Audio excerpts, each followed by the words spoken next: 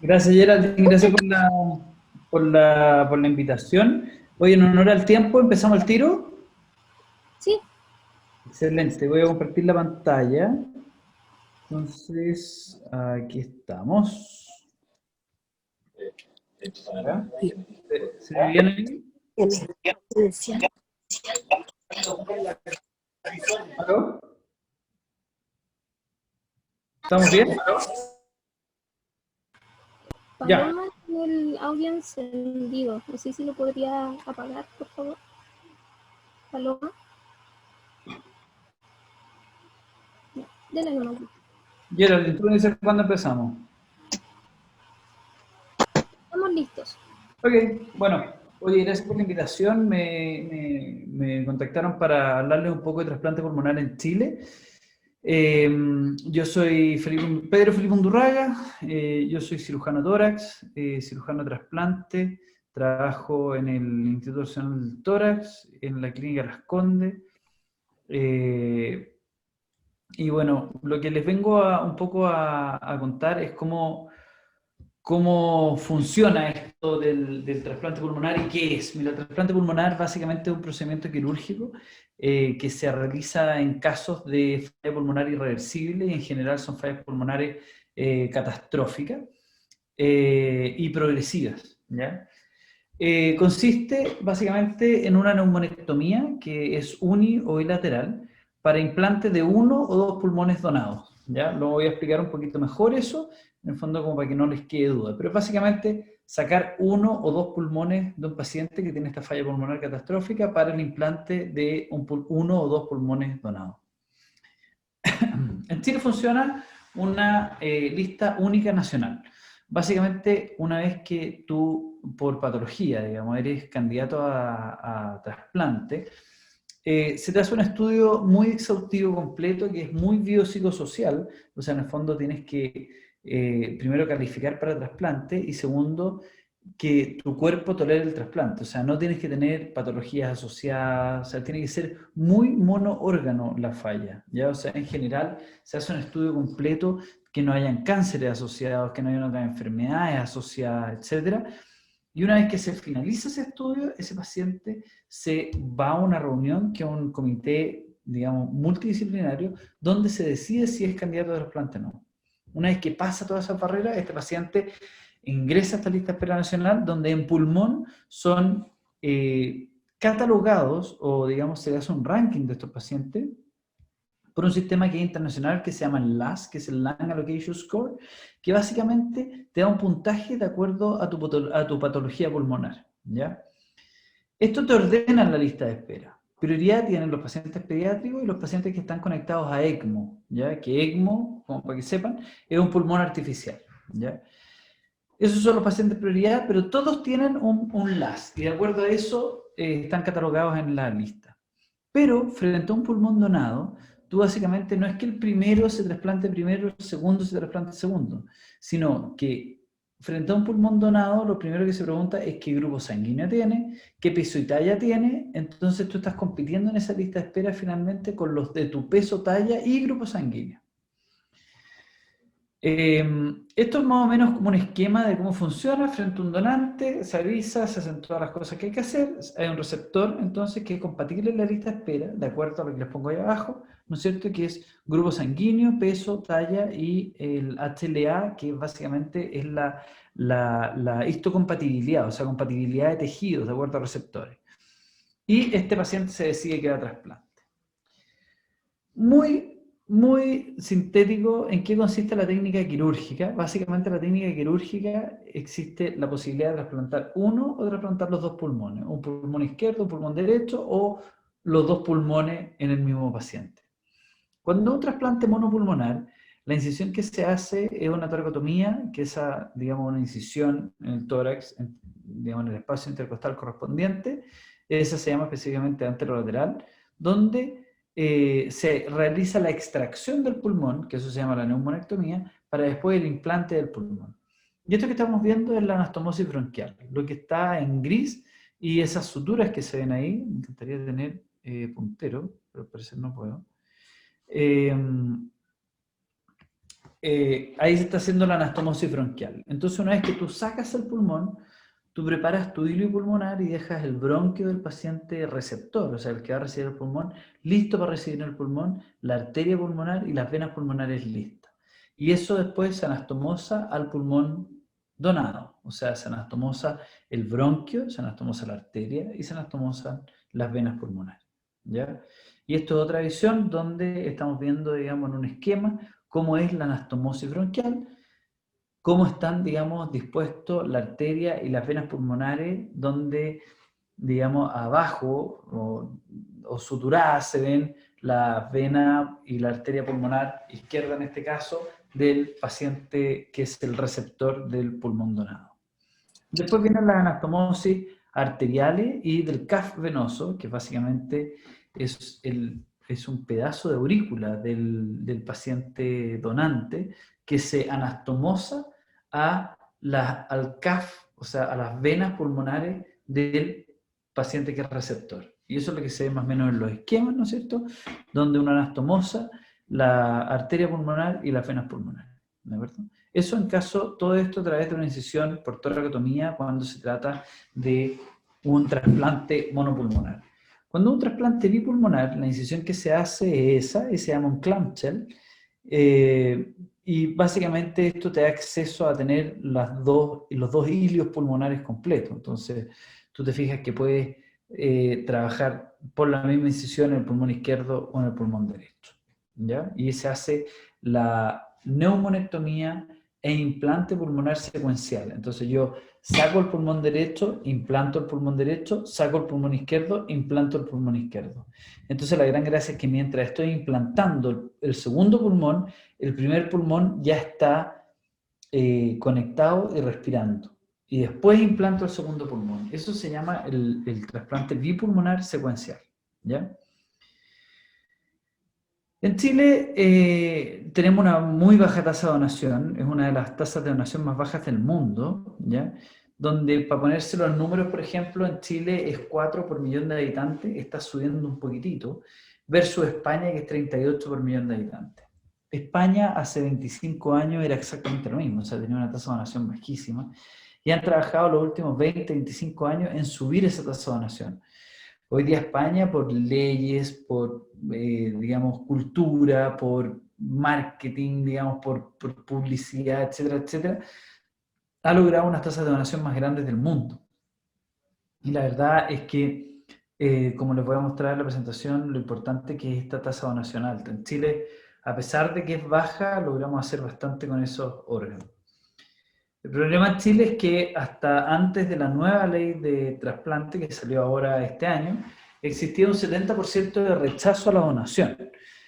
Esto básicamente porque los pulmones no estaban buenos, porque la gente no quería donar los pulmones y el corazón, por rechazo familiar de frentón, que es más o menos un 30 a un 50%, y por logística, que nosotros de repente nos ofrecen pulmones de zonas extremas y no podemos decir que sí solamente por la logística. Eso era hasta ahora, hasta antes de la implementación de algunas técnicas que también les voy a mostrar. Esta es nuestra curva de la tasa de donación, y la verdad es que ha sido, digamos, históricamente baja, y durante el 2018-2019 hubo una baja importante.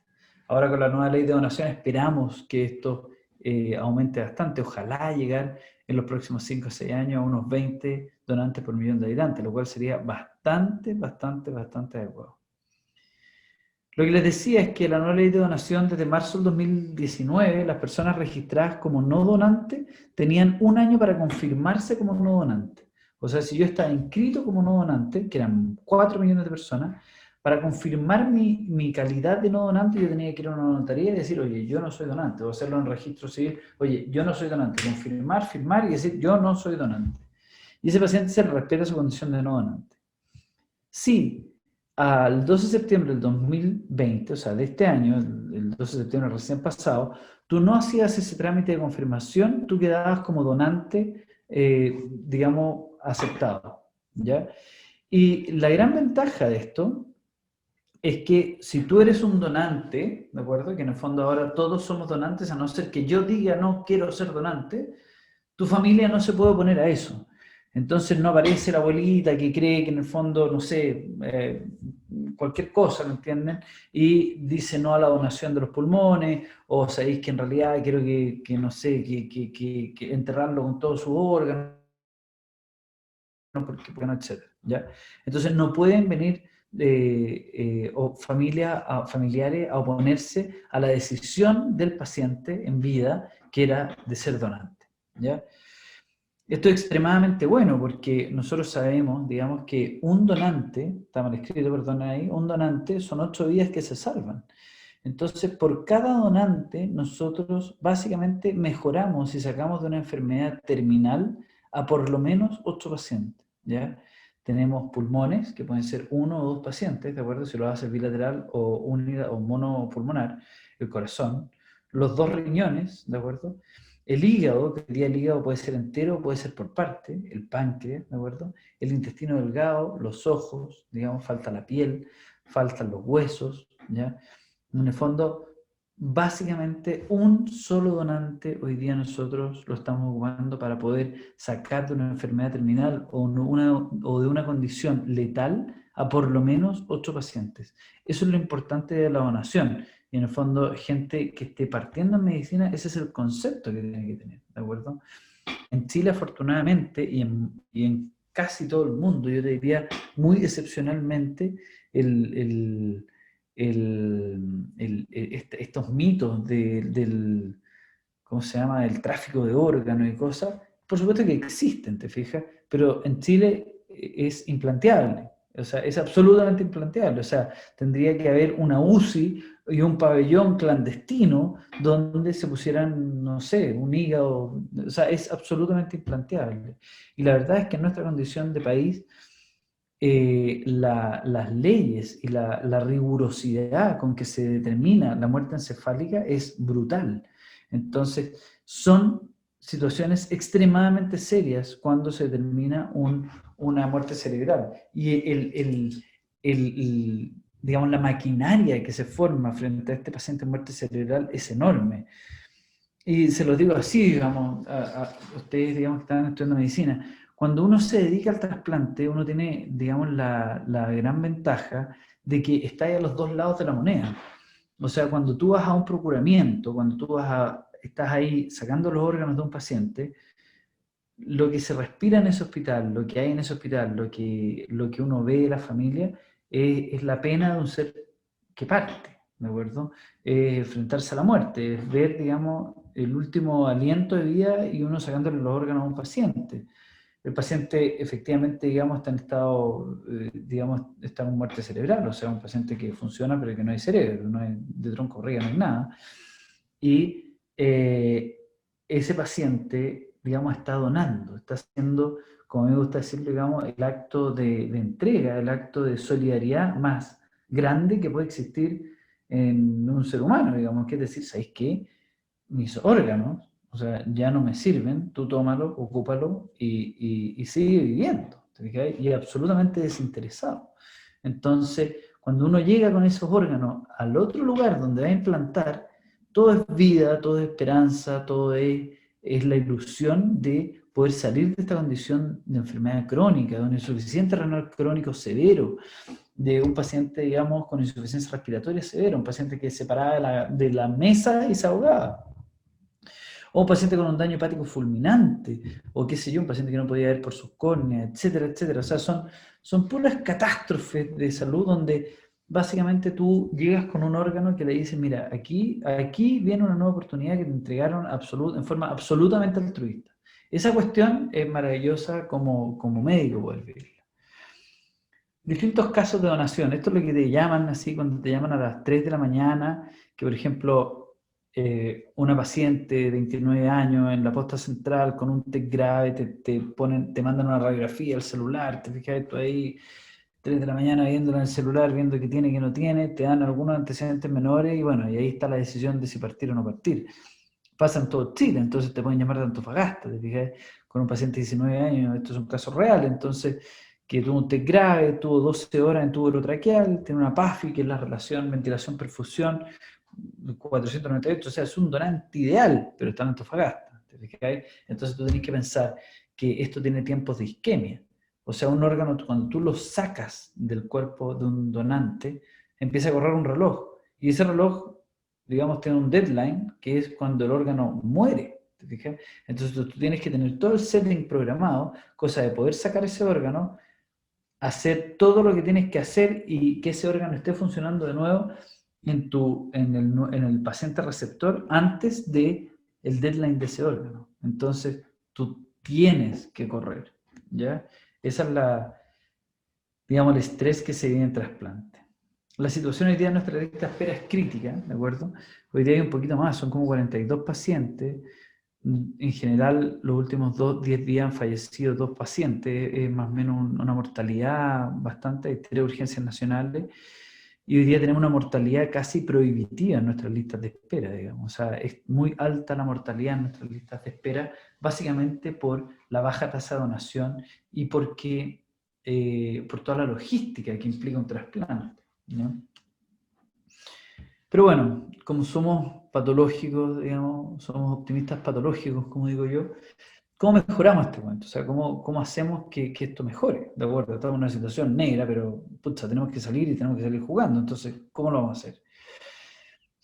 Hay estrategias que han sido probadas en el mundo. Primero, los diferentes tipos de donación, ¿de acuerdo? Que se los voy a mencionar. Segundo, la optimización en la mantención del donante. Hoy día, ¿cómo funciona? Cuando hay un donante, en general en la UCI es como, bueno, hay un donante, déjalo ahí, ponle un suerito y espera que lleguen los equipos y ellos verán.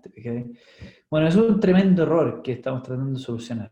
El donante es el paciente casi el más importante de esa unidad de cuidados intensivos, en el sentido de que ese paciente, si yo le hago una reanimación adecuada, yo voy a preservar los órganos de ese paciente y voy a tener 8 pacientes al menos 8 pacientes que se van a beneficiar de esos órganos. Entonces, el dejar al donante ahí y ponle un suerito, ¿entendí? Y drogas vasoactivas para que no pare de latir, es un error tremendo, ¿no? ¿Verdad? Afortunadamente, cada vez hay más conciencia de esto. Los intensivistas, digamos, que son los reyes de las unidades críticas, están cada vez con más conciencia del manejo del donante y eso es un tema muy, muy importante. Y tercero, la preservación de órganos, ¿verdad? Es que otra estrategia probada en estas situaciones críticas que nosotros estamos implementando y que también se los voy a mostrar. Los distintos tipos de donación. Hoy día en Chile, por legislación, solamente podemos hacer, digamos, el NDD que se llama, que en el fondo es la muerte neurológica del paciente, ese es el donante que tenemos. Pero existen muchas otras técnicas de donación que son tanto o más efectivas, ¿de acuerdo? Por ejemplo, el DCD, que es el donación después de paro cardíaco, es una técnica bastante ocupada y cada vez más ocupada, donde consiste en que cuando un paciente, digamos, se determina limitación de esfuerzo terapéutico, eh, por muchos motivos, digamos, se determina limitación de esfuerzo terapéutico, ese paciente es desconectado, ¿de acuerdo? Y en ese minuto se espera, digamos, la asistolía del paciente los próximos 5, digamos, en un plazo de tiempo que puede ir entre 5 minutos y 1 hora. Si es que esa asistolía se produce dentro de esa hora, se produce la donación con muerte circulatoria, que en el fondo pasan los familiares, se despiden del paciente en 5 minutos, ese paciente va a pabellón y se intuba de nuevo. Se intuba de nuevo, se procuran los órganos y los órganos se van. ¿De acuerdo? Es una técnica que ha aumentado mucho las tasas de donación en otra parte. En España, por ejemplo, los ECMO, que son los pulmones artificiales, los conectan incluso en situaciones, digamos, no quirúrgicas. Entonces, se conectan, no sé si en la vía pública, pero al menos hay carros de ECMO donde suben al paciente y conectan al paciente a pulmón artificial. Con eso, digamos, lo mantienen y después determinan qué daño neurológico tiene. Un paciente politraumatizado severo puede donar los riñones, claro que puede donar los riñones, puede donar el hígado y podría formar un pulmón también, se podrán ver. Pero eso se ha visto. Con respecto a los diferentes tipos de donantes, también están los donantes vivos, ya muy probados en hígado. Aquí en Chile, el equipo de la Universidad Católica tiene un programa muy potente en eso. El equipo de acá, la Clínica Las Condes, también el equipo del Hospital de Salvador y el Carlos Maquena también tienen un equipo muy potente en donantes vivos. Que significa básicamente evaluar la posibilidad de donación entre padres a hijos, ¿ya?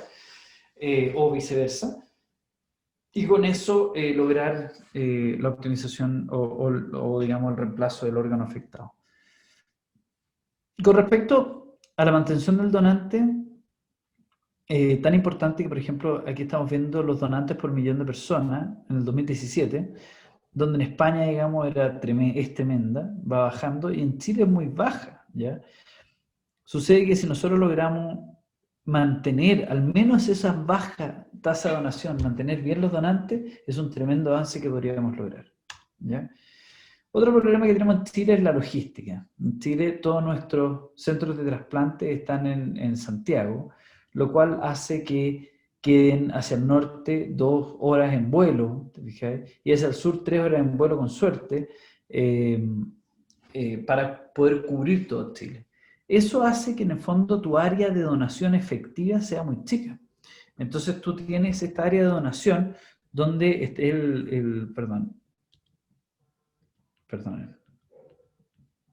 donde es el cuadrado azul, que es lo que te permite en tiempos de isquemia. O sea, con eso tú tienes un órgano que lo puedes ir a sacar, suponte tú máximo al norte, digamos, de la cuarta región, o al sur, digamos, de la octava máximo, novena región, y poder volver con el órgano en buenas condiciones. Eso nosotros lo hemos logrado cambiar, y cambiar bastante, con técnicas de reperfusión de órganos, ¿de acuerdo? ¿Qué significan las técnicas de reperfusión de órganos? Es que yo voy, saco el órgano, y independiente de cuánto me demore en traerlo, yo llego a la zona de implante y pruebo el órgano antes de ponerlo. O sea, soy capaz de, básicamente, sacar el pulmón hoy día, traer el pulmón, probar el pulmón, en qué condiciones está, y una vez que determino que el pulmón está en buenas condiciones, implantar el pulmón. O sea, se implanta con francamente mayor rango de seguridad, ¿ya? Y esta técnica es lo que se llama ex vivo, ¿de acuerdo? ¿Por qué ex vivo? ¿Ya? Básicamente porque es una forma de probar el pulmón fuera del cuerpo del donante. ¿En qué consiste? Básicamente un procedimiento para evaluar el funcionamiento de los pulmones antes de ser implantado. La gran gracia es que en países donde esto se está haciendo de forma rutinaria, la tasa de donación de pulmones al menos aumenta un 30%. Entonces, este 70% que nosotros teníamos de rechazo, donde casi el 50% de ese rechazo es por calidad del pulmón, nosotros hemos demostrado, y ahora salió un artículo luego, donde nosotros demostramos que la calidad del pulmón, digamos, los variables que tenemos para medir esta calidad del pulmón son deficitarios, ¿ya? Y en el fondo nosotros podríamos tener más donantes efectivos de la baja tasa de donantes que tenemos. Ya me entiéndase, donante efectivo, un donante que es donante y que termina en un implante, ¿de acuerdo? Nosotros hoy día muchas veces solamente por el teléfono estamos rechazando pulmones por el hecho de que o la PAFI está baja, o la radiografía que te llegó está mala, se ve con infiltrado, o por cuestiones logísticas. Entonces, finalmente, con estas técnicas de reperfusión nosotros sí somos capaces de evaluar esto. Y por supuesto, eso te lleva a trasplantar más y a disminuir tu tasa de mortalidad en las listas de espera. Esto es más o menos el ex vivo, es básicamente una cúpula donde yo voy a probar los pulmones y lo conecto a un sistema de reperfusión, donde le hago pasar en el pulmón un líquido que ayuda a evaluación, a evaluar la oxigenación de los pulmones e incluso a evaluar el mejoramiento de endotelios de los pulmones. Esto se hace con el pulmón ventilado, o sea, yo traigo los pulmones, los conecto a un ventilador mecánico y los conecto a este sistema de reperfusión y hago funcionar los pulmones fuera del cuerpo humano. O sea, ustedes van a ver ahí cómo estos pulmones están respirando dentro de esta cámara de acrílico. Y eso me da el sistema perfecto de evaluación, porque básicamente yo estoy probando los pulmones fuera de todo. Entonces, me olvido digamos, la influencia renal en mi pulmón. Me olvido de las drogas vasoactivas. Me olvido de que el paciente puede tener una comunicación interauricular que me está bajando la gasimetría de ese paciente, etc.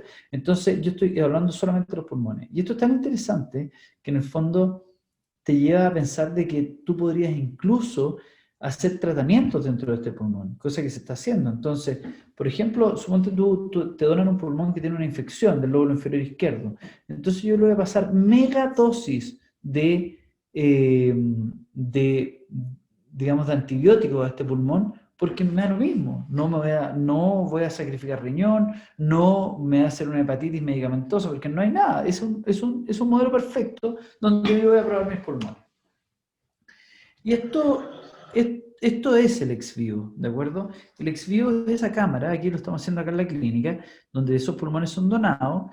El perfusionista ahí, el que está grabando alegremente, él es el encargado de que este líquido, digamos, pase en el pulmón, y ustedes ven que los pulmones están siendo ventilados y ven cómo se inflan y desinflan los pulmones de acuerdo al ciclo ventilatorio que nosotros determinamos en el ventilador mecánico. Entonces, la gran gracia de esto es que en el fondo yo estoy evaluando los pulmones en un sistema normotérmico. O sea, este líquido me lleva a los pulmones a una normotermia y aparte de eso, están siendo ventilados los pulmones. ¿De acuerdo? Y como ustedes ven en el fondo en este sistema aislado de evaluación pulmonar, la gran ventaja que tengo es que yo puedo evaluar mis pulmones. Aquí de nuevo los vemos, estos son otros pulmones, digamos, los ven, digamos, por pacientes mucho más jóvenes, que están conectados a ventilación, donde nosotros estamos viendo que los pulmones se ventilan, que los pulmones, digamos, están siendo reperfundidos y nosotros vamos a entrar a evaluarlo. ¿De acuerdo? Esto es lo mismo, digamos, y esto, lo que les quiero mostrar con esto, estos son otros pulmones, es que, bueno, nosotros vemos ahí, eso que acaban de tomar es el tubo orotraqueal, o sea, eso está conectado a la tráquea y por ahí vamos a ventilar los pulmones. El CAF verde que se ve está conectado a las venas pulmonares y el CAF amarillo a la arteria pulmonar. Eso por ahí es por donde entra y sale el líquido con el que yo estoy reperfundiendo los pulmones y los pulmones se están ventilando, como les decía. La gran gracia de esto, ¿no es cierto?, es que yo puedo tomar muestras exactas de cómo están funcionando los pulmones, pero en la aurícula. Esto que les estoy mostrando en el recuadro chico es cómo se ve digamos, de dónde tomamos los exámenes para saber en qué condiciones están estos pulmones. Y nosotros no solamente los podemos evaluar en forma macroscópica, sino que los podemos evaluar en forma broncoscópica, y esto lo que les estoy mostrando es la broncoscopía del pulmón donado, donde básicamente evaluamos la posibilidad de aumento de secreciones, de falla en la mucosa, de alteraciones anatómicas, de daño estructural del bronquio secundario a patología de muerte, o sea, a causa de muerte, etc. Entonces yo le puedo hacer un estudio broncoscópico, y de hecho hacemos un estudio broncoscópico seriado en los pulmones donados. Y además de eso, le puedo incluso hacer un estudio radiológico, o sea, no es que se lo puedo incluso, sino que esto es el estándar, donde, bueno, hay que aprender a ver radiografías del puro pulmón sin los huesos, sin las costillas, pero aquí te determina en el fondo cómo van evolucionando los distintos lóbulos. Entonces, esto tiene la gracia de que aparte de evaluar el pulmón, yo ya no veo el pulmón como una unidad, o sea, nosotros no trasplantamos pulmones. Hoy día nosotros evaluamos lóbulos. Entonces, si yo tengo un donante grande y quiero ponerlo en un paciente pediátrico, suponte tú que tiene una fibrosis quística, que tiene una bronquiolitis, o sea, cualquier patología que le destruyó los pulmones, la donación infantil es muy chica, pero no la donación adulta. Entonces yo a ese paciente le puedo poner un pulmón adulto, pero solamente un lóbulo. Pero necesito el mejor lóbulo. Soy capaz de evaluar eso y implanto lóbulos pulmonares. ¿Ya? Esto es lo mismo, un poco más de lo mismo, donde nosotros estamos ahí tomando los gases y, digamos, somos capaces de evaluar lóbulo por lóbulo. Entonces, yo hoy día no te digo, mira, la PAFI del pulmón es tanto, sino que te digo, mira, la PAFI del lóbulo inferior izquierdo es tanto. La PAFI del lóbulo superior derecho es tanto. Entonces, a mí me sirve el lóbulo inferior derecho, pero no me sirve el lóbulo superior izquierdo. Entonces, vamos por ahí. ¿Te fijas? Ese es el tipo de evaluación que estamos haciendo hoy día, evaluación fisiológica, ¿verdad? Podemos evaluar presión arterial de oxígeno, pH, lactato, glucosa, digamos, todas las variables que queramos en este tipo de cosas, y además permeabilidad capilar y recuperación de los pulmones. Los beneficios del ex vivo en Chile es que esto nos ha determinado más o menos un 30% más de donación efectiva. O sea, hoy día nosotros, de la lista de espera de los pacientes de la Clínica Las Condes, hoy día, digamos, tenemos una velocidad de trasplante que es infinitamente superior a cualquier otro centro gracias a este procedimiento. O sea, nosotros vamos y rescatamos el pulmón que nos digan. Vamos, lo traemos y lo evaluamos. Y lo evaluamos nosotros y vemos si realmente está bueno, O sea, si está tan malo como dicen o realmente nosotros lo podemos mejorar. Y los últimos 10 trasplantes en esta clínica, que son pacientes hoy día que están, digamos, en buenas condiciones generales, 2 de los últimos son pacientes que destruyeron sus pulmones secundarios de coronavirus. Estos pacientes hoy día están, digamos, son personas que están en fase de recuperación o que son totalmente normales, ¿ya? Que hacen su vida normal, habiendo sido pacientes que de la cama a la silla, digamos, se ahogaban y no podían caminar, o niños que llevaban postrados años, te fijas, con 15 hospitalizaciones al año. Entonces, eso es una cosa bastante llamativa en esto. Reducción a la lista de espera, por supuesto, con consecuente reducción en la mortalidad y la optimización de resultados, ¿ya? Como les decía, las líneas de investigación en esto son tremendas y hoy día esto en Canadá y en Estados Unidos, el ex vivo se está ocupando incluso para mejoramiento de pulmón. Entonces hoy día hay una gran serie de pacientes donde son donante hepatitis C positivo, receptor hepatitis C negativo, ¿ya? Con pulmón hepatitis C positivo que se limpia y se lava en ex vivo, donde se les da tratamiento para sacarle la hepatitis B y implantar el paciente. Un paciente a 3 años negativo para hepatitis B. Entonces, si tú te fijas, es bastante prometedora esta técnica y creo yo que los avances desde el punto de vista trasplantológico pulmonar van a ir por ahí. Hoy día esto es lo que proponemos nosotros, que estamos tratando, digamos, de que el sistema público lo tenga también, es básicamente ex vivo como un sistema frente al rechazo de pulmón. Entonces, si un pulmón se rechaza, bueno, entra el equipo ex vivo, alúbeme el pulmón y dígame si sirve o no sirve.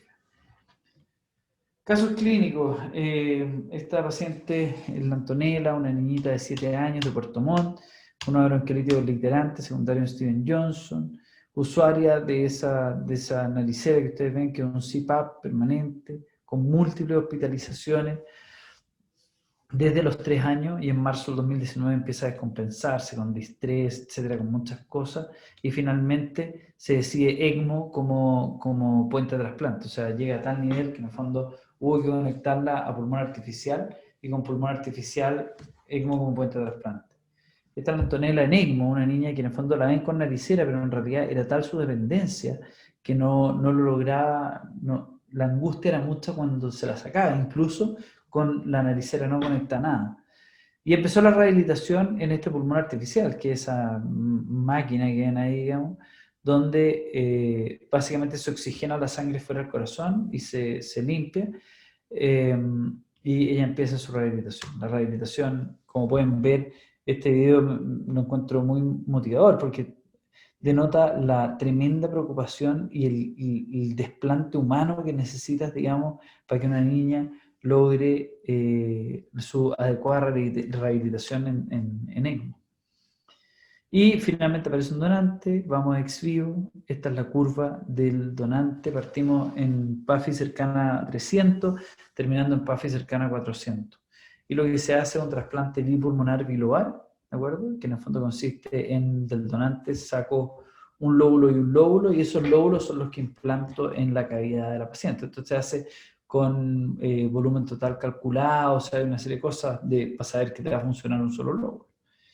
Y al tercer día postoperatorio, ella absolutamente dichosa, absolutamente dichosa en su bicicleta, todavía con drenajes puestos, pero el sueño de ella era lograr volver a la bicicleta y no aguantó más cuando pudo y vamos a la bicicleta y adentro de la bicicleta. Un equipo realmente de primera, y la verdad es que los resultados que hemos tenido acá y el mensaje de fondo no se logran sin trabajo en equipo, ¿de acuerdo? En general, en nuestro rubro existe una serie de competencias y peleas por ego tremenda, pero los grandes éxitos solo se logran, digamos, con igualdad y trabajo multidisciplinario. El objetivo son ellos, los pacientes. Nosotros hicimos el ex vivo clínico pediátrico, primero en Latinoamérica. Gracias a esta técnica logramos recuperar pulmones, digamos, que probablemente nadie los iba a tomar.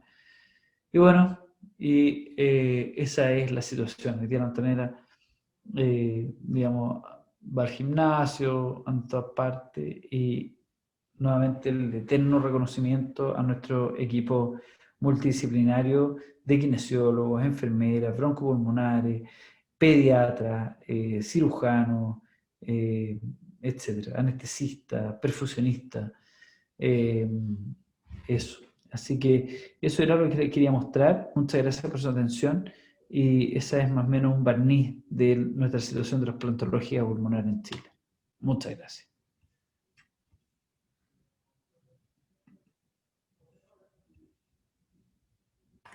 Muchas gracias, doctor. Estuvo muy interesante la charla. Muchas cosas yo creo que la mayoría de nosotros no sabíamos. Hay algunas preguntas en el chat. Sí, Sí, ¿la leo yo? Sí, dale. Ya, Sebastián Correa pregunta, ¿cuánto tiempo puede estar el pulmón en el sistema ex vivo? Mira, es un sistema de reperfusión que puede estar, digamos, en general los protocolos son hasta 6 horas, ¿ya? Acuérdate tú que en el fondo lo que se hace en la procuración es tú sacas los órganos y los llevas al hielo, los llevas a frío. Y lo que se hace, digamos, con esa técnica de crioterapia es básicamente lentecer el proceso de muerte del órgano, ¿ya? Ese órgano está muriendo. Y una vez que tú lo metes a ex vivo, tú reseteas el reloj, o sea, lo llevas de nuevo a normotermia para volver a funcionar el pulmón. Lo pruebas y lo llevas de nuevo al hielo. Y eso se vuelve a resetear el reloj.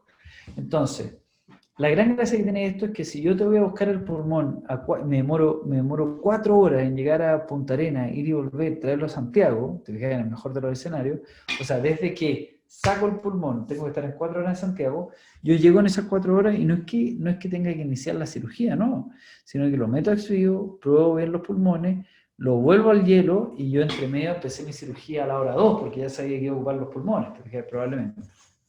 Entonces esa es la gracia. O lo empiezo a iniciar a la hora 4, una vez que los pulmones pero están reseteados de nuevo en hora 0. ¿Se entiende, no? Eso es. Gracias, doctor.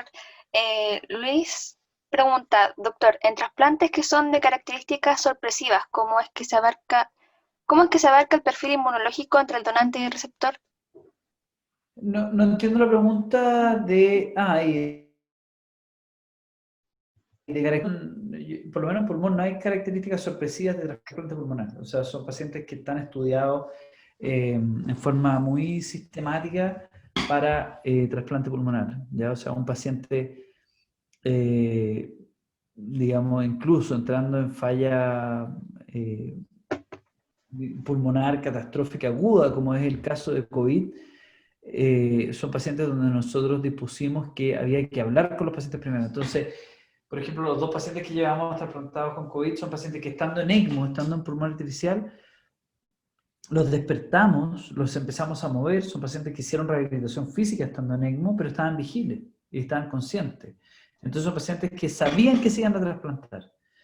En hígado es un poco distinto, yo creo que por ahí va la pregunta de Luis, que donde pudiera haber, digamos, falla hepática fulminante. Eso es un poco distinto y la verdad es que los protocolos, los desconozco, los protocolos de hígado, pero sé que en el fondo hay un protocolo específico para estas fallas hepáticas fulminantes, ¿de acuerdo? Pero siempre en conocimiento del paciente y la familia, o sea, nadie se despierta trasplantado, ¿te fijas? Eso por lo menos acá no sucede. Gracias, doctor. Pregunta a Anita Villalobos, ¿por qué no están permitidas todas las técnicas de trasplante en Chile? Me imagino que ella se refiere a las técnicas de procuración. Básicamente porque es un país muy, digamos, en general no echarle culpa al país, son técnicas bastante innovadoras y en un país donde, digamos, hay que demostrar, digamos, la muerte cerebral, en un país donde la limitación de esfuerzo terapéutico es sacar los antibióticos, ¿te fijas? Donde no está permitido extubar a un paciente, donde en un país, digamos, donde la autonomía del paciente, digamos, es muy conversada, ¿ya? Por decirlo menos. En el fondo, no sé, los llevo a Canadá, te fijas, en Canadá, donde el paciente, digamos, muy abiertamente dice, mira, yo no quiero que me conecten al ventilador, y, y anda a no respetar eso, digamos, o sea, ese es el delito, ¿te fijas? No puede llegar la tía querendona que dice, oh, pero pucha, conectémoslo igual, fíjate. Eso no pasa, acá tampoco, digamos, pero es importante, digamos, son procesos muy lentos en el sentido de aprobar este otro tipo de donaciones, porque son donaciones bastante más agresivas en el sentido como de ir y rescatar órganos en pos de los pacientes que quedan, que están vivos. Eso. Yo creo, no te tengo una respuesta clara, pero pasa mucho por cultural, política y legal. Ah, ya, muchas gracias, doctor. Después esta otra pregunta que dicen, ¿hay alguna desventaja del método ex vivo? Digamos, lo ideal es, efectivamente, sería ideal, digamos, ir directamente a trasplante, ¿ya? Ahora, desventaja del método ex vivo fue muy cuestionado al principio en el sentido de que decían, mira, sabéis que con esta técnica tal vez tú estás sacrificando sobrevida del paciente. O sea, que en el fondo la cohorte de pacientes que va a implante pulmonar secundario ex vivo, esa sobrevida sea menor que el paciente que va directo a trasplante. Bueno, eso demostró que no es así. O sea, los pacientes que van, los pulmones que van ex vivo son igual de buenos que los pulmones que no van ex vivo. La única ventaja es que tú puedes evaluar esos pulmones cuando van ex vivo. Ah, ya, muchas gracias. Siguiente pregunta. Dice, ¿puede ser donante un fumador esporádico de cigarrillos o marihuana? Sí, absolutamente. De hecho, puede ser todo. Mira, todos pueden ser donantes. O sea, probablemente, claro, si es un fumador, me entendía, si absoluta, no sé, 3 cajetillas al día, probablemente no se van a tomar los pulmones. Pero esas córneas sirven, esa piel sirve, esos huesos sirven, esos riñones sirven. Ese hígado probablemente también sirve, si es que no lo combinaba con unos whiskachos, no sé, ¿te fijáis? Pero sirve. O sea, en el fondo, lo más importante, y nosotros como médicos, es el mensaje de que la donación es esencial en nuestro medio, ¿de acuerdo? Y creo que el mensaje sobre todo es derribar todos esos mitos que existen con respecto a la donación, que son brutalmente fuertes. ¿Te fijas? La donación es un acto médico, digamos, y un acto de conocimiento médico. O sea, nosotros tenemos que saber lo que pasa y las ventajas del trasplante en general. Muchas gracias, Eso. doctor. Aquí hay otra pregunta, dice, un paciente con fibrosis quística de aproximadamente 60 años, sin otra patología, ¿qué tanta probabilidad de ser trasplantado hay? Yo creo que, Augusto, sí, yo creo que no es fibrosis quística, sino que es fibrosis pulmonar, probablemente tal, ¿ya? Es lo que me imagino. Pero mira, la base de la pregunta es que un paciente de 60 años con fibrosis pulmonar, como te decía, hay que evaluar primero la enfermedad propiamente tal, si la enfermedad tiene indicación de trasplante o no tiene de trasplante. Segundo, la enfermedad en el paciente, o sea, si el paciente es o no es candidato a trasplante de acuerdo a sus patologías de base, su historia médica, su red de apoyo, etc. ¿Ya? O sea, hay que hacer una evaluación de ese paciente en forma integral. Y tercero, ver la posibilidad de liquidez, ¿ya? Entonces, un paciente de 60 años con fibrosis tiene posibilidad de trasplante, o sea, si tiene indicación, tiene todas las posibilidades de trasplante. Para allá estamos trabajando y en eso estamos haciendo. Hoy día, por una cosa de ética de recursos, en Chile no se trasplanta sobre 70 años, ¿ya? Lo cual personalmente creo que es un tremendo error, pero que estamos ahí trabajando por tratar de cambiarlo. Gracias, doctor. Otra pregunta dice, cuando se usa el ECMO de transición, en teoría los pacientes no necesitarían hacer el esfuerzo respiratorio, ¿cierto? Buenísima pregunta, exacto. O sea, mira, hay casos así impresionantes, por ejemplo, hay 1 o 2 casos reportados de una paciente, esto en Canadá, perdón que me refiero tanto a Canadá, pero es un centro, digamos, donde me formé, digamos, se hacen muchísimos trasplantes pulmonares, pero el caso es una paciente que llegó con una fibrosis quística, tenía 20 y tantos años, y los pulmones estaban tan infectados y tan llenos de pus y cosas que en el fondo era imposible plantear un trasplante en esas condiciones. Entonces lo que se hizo neumonectomía bilateral, ¿de acuerdo? O sea, se sacaron los 2 pulmones y se puso un ECMO central, o sea, directo al corazón. Y el ECMO suplió la función de los pulmones completamente, el corazón seguía latiendo, la paciente despierta, pero sin pulmones. ¿Te fijas? Una paciente que no necesita respirar porque básicamente toda su oxigenación la está haciendo el ECMO. Mientras la paciente se desinflamaba. Estuvo 7 a 10 días en esta situación y después se pone un implante pulmonar. Éxito. ¿Te fijas?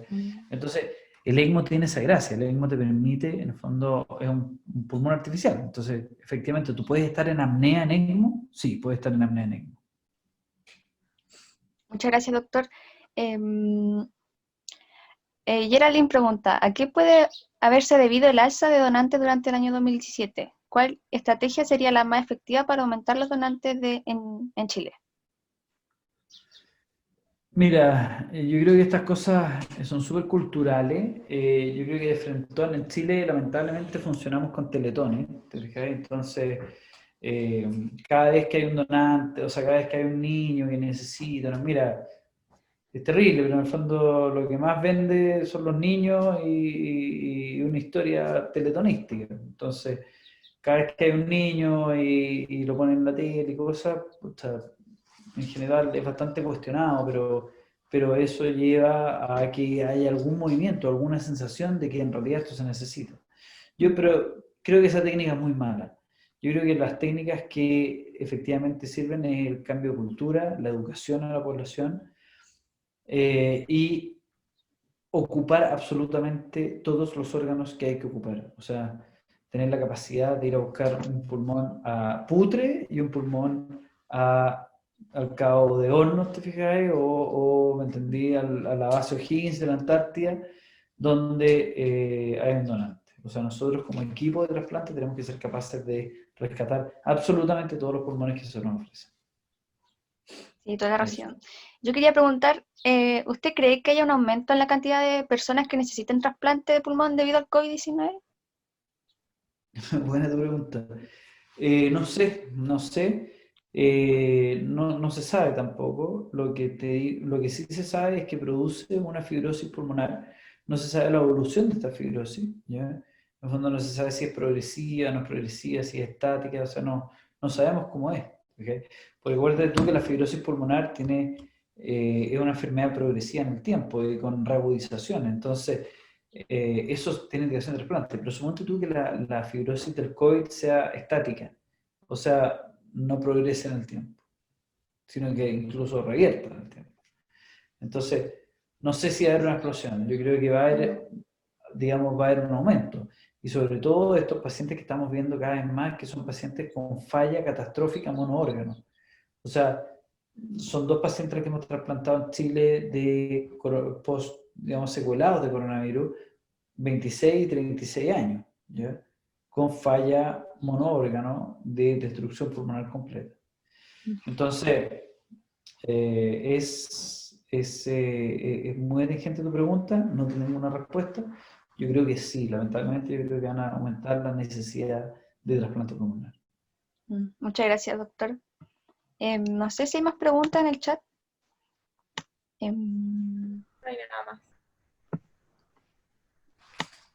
Más que nada, les están agradeciendo.